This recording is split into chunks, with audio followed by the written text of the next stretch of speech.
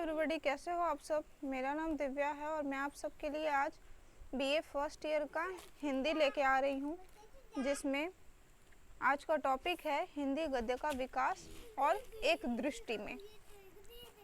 इसमें सबसे पहले है हिंदी गद्य के विकास क्रम का काल विभाजन, जिसमें हम जानेंगे कि कौन से काल का आरंभ कौन सा है और अंत कौन सा है, क्या है। ठीक है, तो जैसे इसमें आप देख रहे हो कि पूर्व भारतेंदु युग अथवा हिंदी गद्य साहित्य का प्रारंभिक काल। तो जब भी आपको अगर ऑप्शन देगा तो आप क्या लिखोगे, कब तक था। जैसे पूर्व भारतेंदु युग कब तक चला, तो आंसर आपका क्या होगा, सन 1868 ईस्वी तक। ठीक है, या फिर का आरंभ क्या है, आरंभ या अंत क्या है, तो आप क्या बोलोगे, 13वीं शताब्दी के मध्य से सन 1868 ईस्वी तक। ये आपको ऑप्शन में दिया रहेगा और यही आपका राइट आंसर होगा। नेक्स्ट है, तो यहाँ पे एक बार और ध्यान दीजिएगा कि पूर्व भारतेंदु युग को हिंदी गद्य साहित्य का प्रारंभिक काल कहते हैं। ठीक है, आइए नेक्स्ट है भारतेंदु युग को पुनर्जागरण काल कहते हैं। क्या कहते हैं, भारतेंदु युग को पुनर्जागरण काल। और इसका आरंभ कब से कब तक है, सन 1868 से 1900 तक।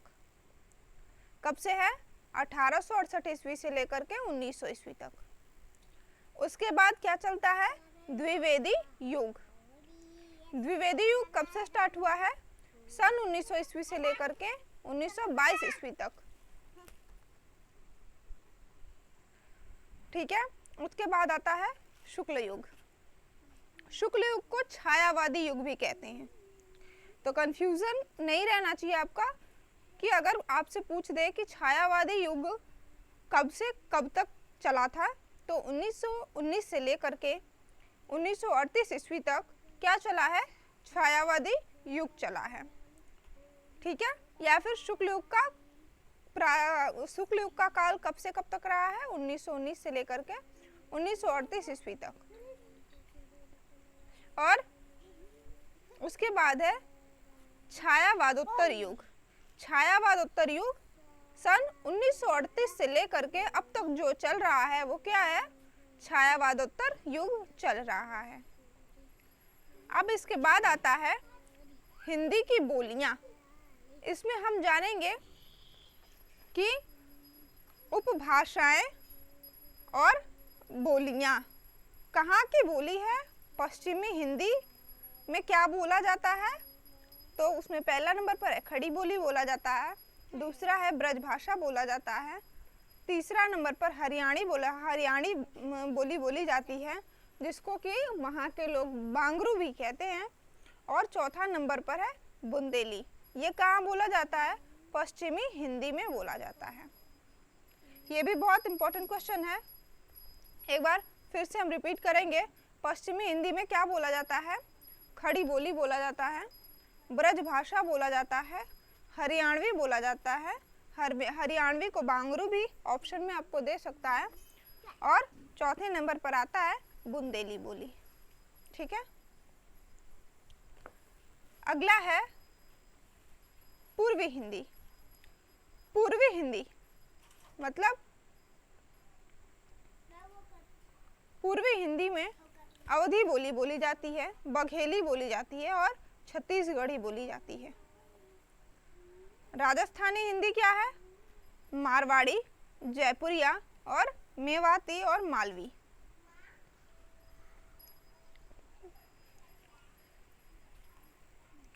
पहाड़ी हिंदी, पहाड़ों के साइड में कौन सी बोली जाती है, कुमाऊनी और गढ़वाली।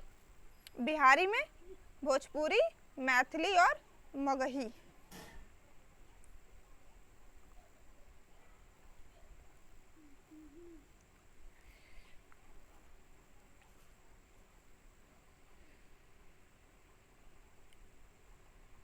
ठीक है, ये कंप्लीट हो गया।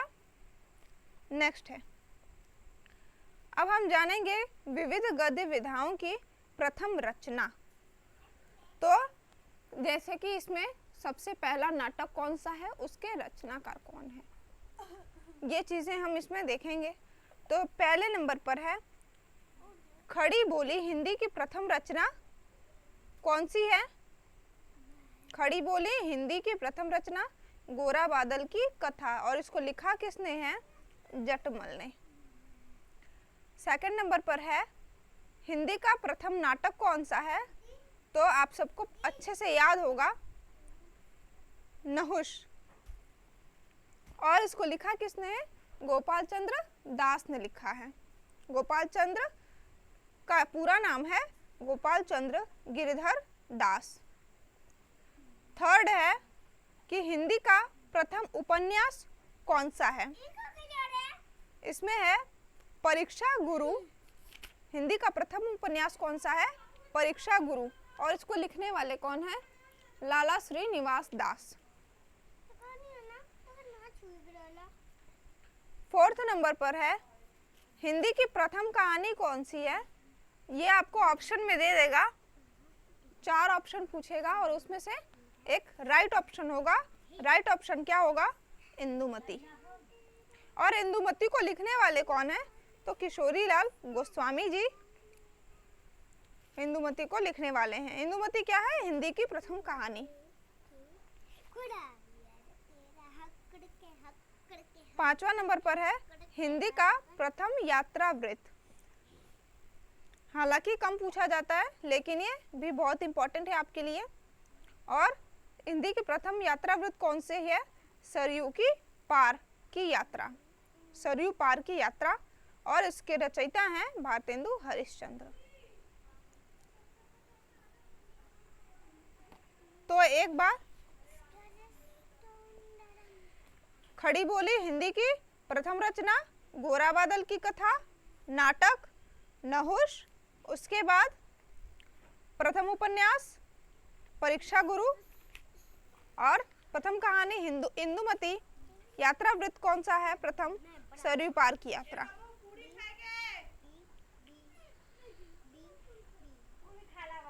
उसके बाद है हिंदी गद्य विधाओं के प्रसिद्ध रचनाकार एवं उनकी रचनाएं।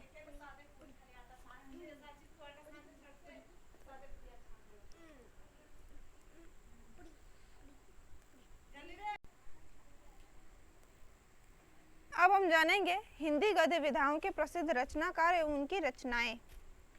इसमें नाटक, जो हिंदी गद्य विधाओं में जो नाटक एक गद्य विधा है, ठीक है, और नाटक के प्रसिद्ध रचनाकार कौन से हैं, उनका नाम यहाँ पर दिया हुआ है, ये नाम है और ये उनकी रचना है। तो जयशंकर प्रसाद नाटक के लिए फेमस है, और कौन से नाटक के लिए फेमस है? प्रसिद्ध हैं ध्रुव स्वामिनी, और दूसरा है चंद्रगुप्त। सेकंड नंबर पर आता है भारतेंदु हरिश्चंद्र का नाम। भारतेंदु हरिश्चंद्र किस लिए फेमस हैं? भारत दुर्दशा और कर्पूर मंजरी। किसके लिए फेमस हैं? भारत दुर्दशा और कर्पूर मंजरी। भारतेंदु हरिश्चंद्र में आपको बहुत सारे नाम दिए जाएंगे, है ना, लेकिन उसमें से सबसे ज्यादा इंपॉर्टेंट आपको ये 2 नाम जरूर याद रखना है, क्योंकि रचनाएं तो उनकी बहुत सारी हैं, ठीक है, लेकिन एमसीक्यू में सबसे ज्यादा इंपॉर्टेंट जो होता है, जो नाम सबसे ज्यादा जबान पर लिया जाता है, वही सबसे ज्यादा इंपॉर्टेंट होता है। और इसी के लिए हमें 2 नाम याद रखना बहुत जरूरी है। तो नाटक में 2 नाम आता है। नाटक के लिए कौन कौन से रचनाकार फेमस हैं? वो हैं जयशंकर प्रसाद और दूसरा है भारतेंदु हरिश्चंद्र। जयशंकर प्रसाद किसके लिए फेमस हैं? ध्रुव स्वामिनी के लिए फेमस हैं, और दूसरे चंद्रगुप्त जो हैं, चंद्रगुप्त की रचना भी जयशंकर प्रसाद की फेमस है। भारतेंदु हरिश्चंद्र भारत दुर्दशा और कर्पूर मंजरी के लिए प्रसिद्ध हैं, ठीक। नेक्स्ट है एकांकी। तो एकांकी के लिए सबसे पहला नंबर पर किसका नाम लिया जाता है? डॉक्टर रामकुमार वर्मा का। और कौन सी रचना के लिए इनका नाम लिया जाता है? दीपदान और रेशमी टाई। ये क्या है? दीपदान आपने कक्षा 9 में भी पढ़ा है, और रेशमी टाई अभी तक आप लोगों ने नहीं पढ़ा है, आप गूगल पे जा करके पढ़ सकते हो, काफ़ी अच्छा और फनी नाटक है रेशमी टाई। और दीपदान और रेशमी टाई के रचनाकार कौन है? डॉक्टर रामकुमार वर्मा, जिनका किसके लिए नाम लिया जाता है? प्रसिद्ध एकांकी के लिए नाम लिया जाता है, एकांकीकार के लिए नाम लिया जाता है। और उनकी प्रसिद्ध एकांकी है डॉक्टर रामकुमार वर्मा की प्रसिद्ध एकांकी दीपदान और रेशमी टाई। सेकंड नंबर पर आता है उपेंद्र नाथ अश्क। अश्क इनका उपनाम है, इनका पूरा नाम है उपेंद्र नाथ। इन्होंने क्या लिखा है? तौलिए और अंधी गली। उपन्यास जो बहुत ज्यादा इंपॉर्टेंट है, इसमें सबसे पहले नंबर पर आता है प्रेमचंद का नाम, जिनकी रचना है गबन और गोदान। ये गबन और गोदान आपके भी जबान पर याद होगा, ये इनकी सबसे प्रसिद्ध रचना है। सेकंड नंबर पर आता है भगवती चरण वर्मा का नाम, इनकी रचना है चित्रलेखा और टेढ़े मेढ़े रास्ते। अगला नंबर है कहानीकार में भी प्रेमचंद का ही नाम हम याद करते हैं, और कहानी में इनकी रचना है नमक का दरोगा, शतरंज के खिलाड़ी। ये किसकी रचना है? प्रेमचंद की। तो नमक का दरोगा कौन से गद्य की विधा है? कहानी विधा है ये। शतरंज के खिलाड़ी कौन सी विधा है? कहानी विधा है। दूसरे नंबर पर आता है जयशंकर प्रसाद। जयशंकर प्रसाद की रचना है पुरस्कार और आकाशदीप। ये दोनों ही इनकी बहुत ही फेमस रचना है। आकाशदीप को भी आपने पढ़ा है। निबंध है, निबंध में अगर हम बात करते हैं, निबंध में जो सबसे पहला नंबर पर आता है आचार्य रामचंद्र शुक्ल का, जिन्होंने लिखा है चिंतामणि और रस मीमांसा। ये इनके प्रसिद्ध निबंध हैं, और आचार्य रामचंद्र शुक्ल एक प्रसिद्ध निबंधकार हैं। दूसरा नंबर पर आते हैं डॉक्टर श्याम सुंदर दास, जिनकी रचना है गद्य कुसुमावली। इनकी एक ही रचना है गद्य कुसुमावली।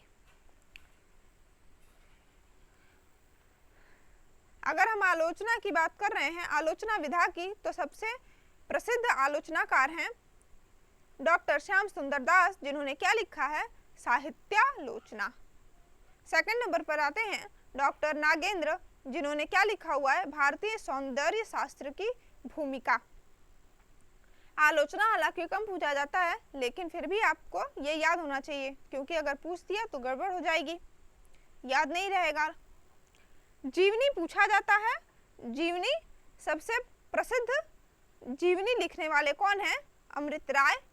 और इन्होंने किसकी जीवनी लिखा था?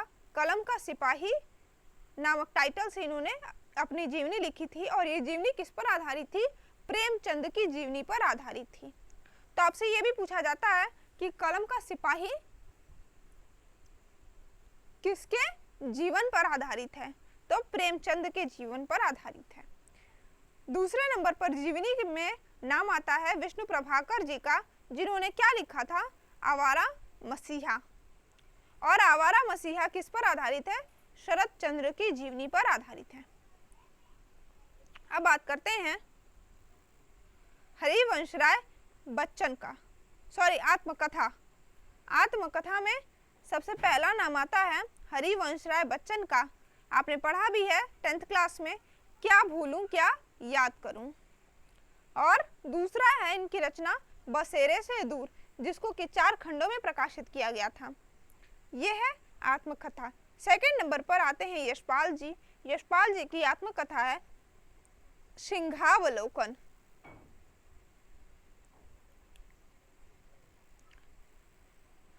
अब हम बात करते हैं सेकंड ईयर के स्टूडेंट्स के लिए यात्रावृत्त। ये बहुत इंपॉर्टेंट है, और यात्रावृत्त में हम नाम लेते हैं सबसे पहले राहुल सांकृत्यायन जी का। इनकी जो सबसे प्रसिद्ध रचना है यात्रावृत्त में, वो है रूस में 25 मास और मेरी तिब्बत यात्रा। मेरी तिब्बत यात्रा आपको कक्षा 6 या 7 में पढ़ने को मिलेगी। सेकंड नंबर पर है सेठ गोविंद दास। सेठ गोविंद दास की कौन सी रचना है? पृथ्वी परिक्रमा और सुदूर दक्षिण पूर्व। संस्मरण में नाम लेते हैं हम महादेवी वर्मा का संस्मरण, जो है पथ के साथी। और दूसरे नंबर पर हम नाम लेते हैं बनारसी दास चतुर्वेदी का, जिनका संस्मरण के नाम से ही जिनकी रचना है। तो ये आपको इम्पोर्टेंट हो जाते हैं, आप इसको इम्पोर्टेंट मार्क कर लेना, ठीक है, इम्पोर्टेंट मार्क कर लेना, क्योंकि संस्मरण खुद एक क्या है, रचना है। और किसने लिखा है इनको? बनारसी दास चतुर्वेदी ने। अगला नंबर आता है रेखा चित्र का। रेखा चित्र में सबसे पहला हम नाम लेते हैं राम वृक्ष बेनीपुरी का, और दूसरा नंबर पे है महादेवी वर्मा का, और इनकी जो रचना है वो है, इनके राम वृक्ष बेनीपुरी की रचना है माटी की मूरत। क्या है? माटी की मूरत। और दूसरी कौन सी रचना है? लाल तारा। दूसरी रचना का नाम है लाल तारा।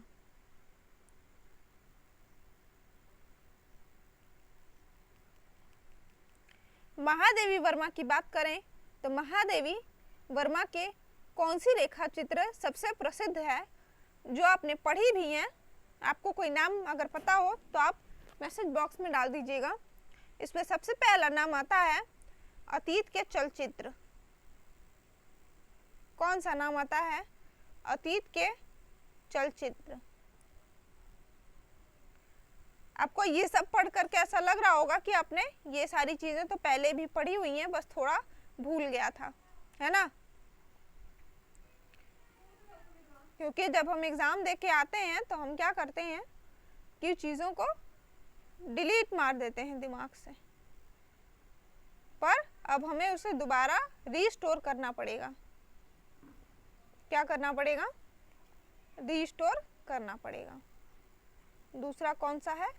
स्मृति के रेखाएं।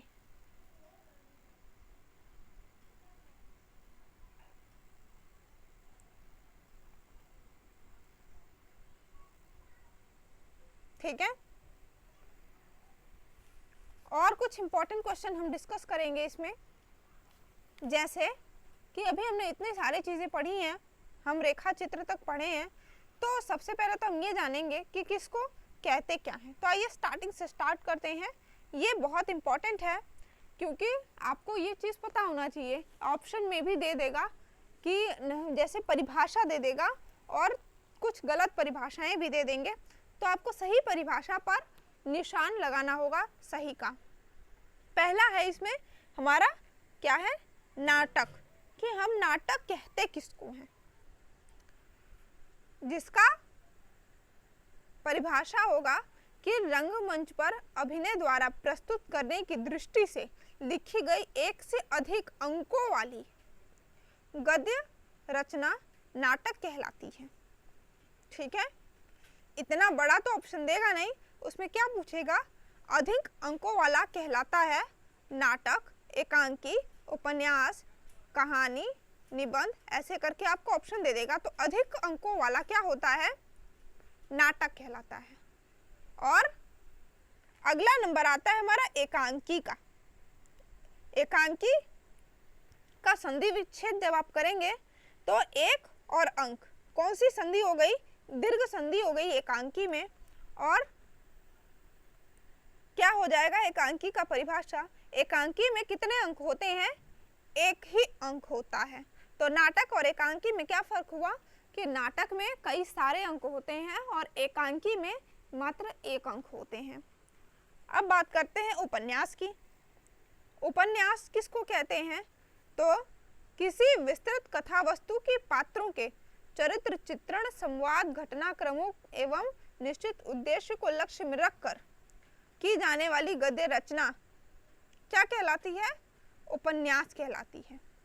उपन्यास और कहानी में एक डिफरेंस होता है। क्या डिफरेंस होता है? कहानी छोटी होती है और उपन्यास बहुत बड़ा होता है। ठीक है, उपन्यास एक ग्रंथ की तरह होता है, लेकिन एक उपन्यास में कई सारी कहानियां सम्मिलित हो सकती हैं, लेकिन कहानियों में उपन्यास सम्मिलित नहीं हो सकता, क्योंकि कहानी एक जीवन का एक छोटा सा हिस्सा होता है। ठीक है,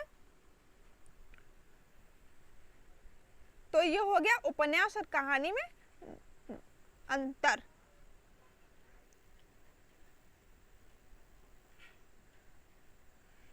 अब मैं जानती हूँ कि आप लोगों के लिए सबसे इम्पोर्टेंट ये जानना है कि निबंध किसको कहते हैं।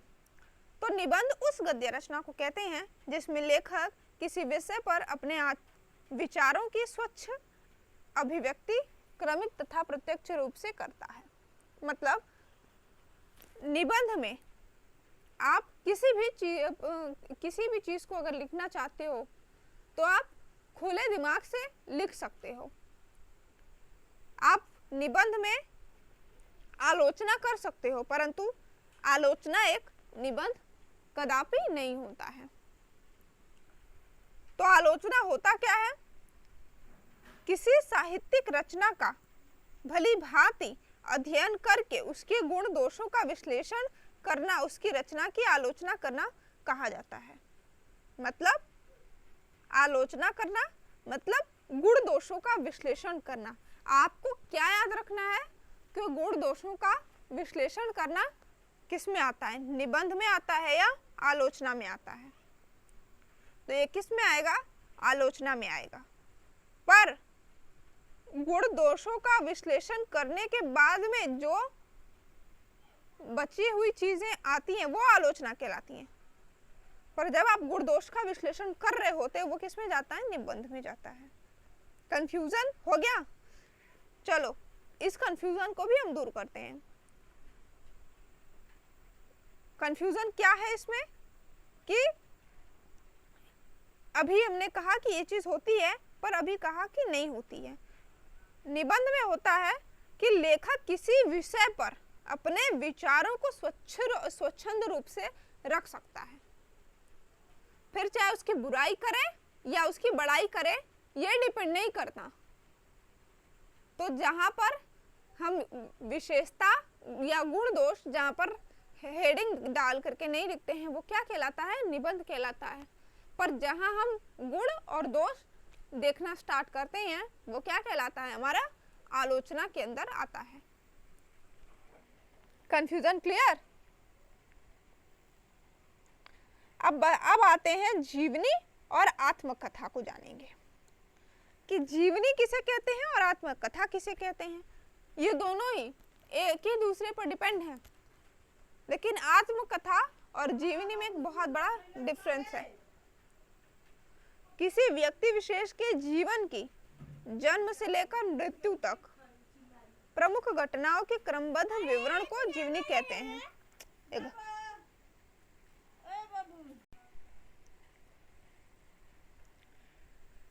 हम बात कर रहे थे जीवनी की, तो किसी व्यक्ति विशेष के जीवन की जन्म से लेकर मृत्यु तक की प्रमुख घटनाओं के क्रमबद्ध विवरण को जीवनी कहते हैं। मतलब पहले उन्होंने जन्म लिया, फिर उसके बाद में उनका जन्म स्थान से रिलेटेड जो भी चीज़ें हैं उसको प्रदर्शित करना, उसको दर्शाना। उसके बाद में उनके माता पिता, उनकी पढ़ाई लिखाई, ये क्या हो गया? मतलब पूरा जीवन से लेकर के जब तक वो मर नहीं जाते हैं क्या क्या उन्होंने करा है, एक भी चीज़ें छूटनी नहीं चाहिए। वो किस में आती हैं? जीवनी में आती हैं। आत्मकथा क्या होता है? जो स्वयं के बारे में बताते हैं। जिस गद्य रचना के में लेखक अपने जीवन, आत्म मतलब स्वयं, अपने जीवन की संस्मरणीय घटनाओं का क्रमबद्ध वर्णन एवं विश्लेषण करता है, उसे क्या कहते हैं? आत्मकथा कहते हैं। ठीक है, तो आत्मकथा लेखक स्वयं अपने बारे में बताता है और जीवनी दूसरों पर लिखा जाता है। अब नेक्स्ट आते हैं यात्रावृत्त और संस्मरण। ये भी दोनों लगभग एक जैसी चीजें हैं देखने में, लेकिन इन दोनों में बहुत बड़ा अंतर होता है। और आपसे ये छोटी छोटी चीजें भी एग्जाम में पूछा जा सकता है। जैसे यात्रा वृत्त किसको कहते हैं? जिस गद्य रचना में रचनाकार किसी यात्रा के अनुभव का यथावत कलात्मक वर्णन करता हो, वो क्या कहलाता है? यात्रा वृत्त। मतलब कि जैसे हम रेलगाड़ी के बारे में बोल रहे हैं, तो हम इस स्टेशन से चढ़े, हम इस ट्रेन में जाके बैठे, इस ट्रेन में इस ट्रेन के इस गद्दी नंबर पर बैठे, सीट नंबर पर बैठे, उसके बाद में ट्रेन में ये व्यक्ति आए, वो व्यक्ति आए, ये बातें हुई। मतलब जब तक यात्रा समाप्त नहीं हो जाती वो क्या कहलाती है? यात्रा वृत्त कहलाती है। संस्मरण क्या कहलाता है? किसी स्मरणीय घटना या तथ्य को जब कोई व्यक्ति उसके यथार्थ रूप में सशक्त एवं रोचक भाषा शैली में पुनः मूर्त करता है, मतलब जागृत करता है, उसे क्या कहते हैं? संस्मरण कहते हैं। अब यात्रा वृत्त में क्या हुआ कि रेलगाड़ी के बारे में, जब हमने पहली बार रेलगाड़ी में चढ़े, लेकिन उसमें सबसे खास क्या चीज थी?